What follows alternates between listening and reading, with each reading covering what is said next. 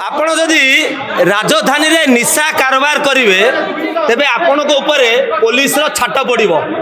जेउ गली कंदी रे बुलिबे सेठी पुलिस रो गाड़ी बुलिबो आ आपण को धरिबो।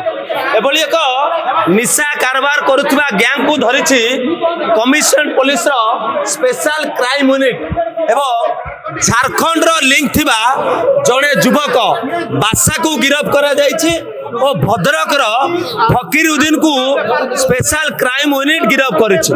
सेमानक ठारू 290 ग्राम रो ब्राउन सुगर जबत करा जायछि। गोटे दामी किया गाड़ी मध्य जबत करा जायछि। आपण देखुछंती ए कला मुखा पिंदिथिबा ए दुई अभियुक्त होउछंती सेही ब्राउन सुगर पेडलर जेउ माने कि झारखंड रु ब्राउन सुगर आनी गला बाट देई से माने ओडिसा रे व्यवसाय करंती। भद्रक टू आरंभ करी भुवनेश्वर पर्यंत सबुठी एमानकर नेटवर्क थाए एवं एमाने विशेष करी जो माने ब्राउन सुगर पेडलर मानकू से माने ब्राउन सुगर देइथांती एवं जेतले बिक्री करबा परे झारखंड पळांती।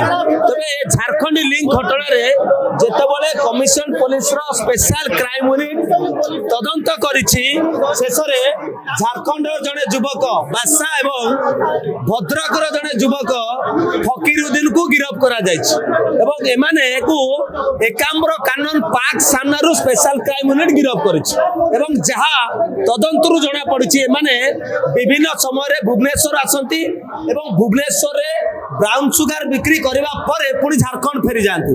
किंतु एथरक आउ झारखंड फेरिबे नाही काईकि ना पुलिस रो हैंडकफ एमानक हाथ रे पड़िछि। शेषरे दुई ब्राउन सुगर पेडलर को वर्तमान गिरफ्त करिछि कमिशनरेट पुलिस रो special crime unit. Bhubaneswar Subhash Pradhan, Odisha Bhaskar.